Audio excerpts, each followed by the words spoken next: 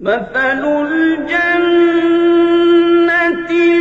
الَّتِي وُعِدَ الْمُتَّقُونَ ۖ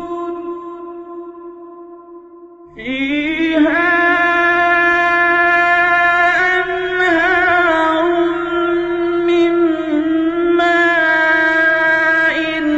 غَيْرِ آسِنٍ وَأَنْهَارٌ مِّن لَّبَنٍ لَّمْ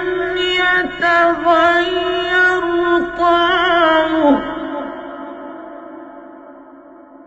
وَأَنْهَارٌ مِّنْ خَمْرٍ لَّذَّةٍ لِّلشَّارِبِينَ وَأَنْهَارٌ مِّنْ عَسَلٍ مُّصَفًّى ۖ وَلَهُمْ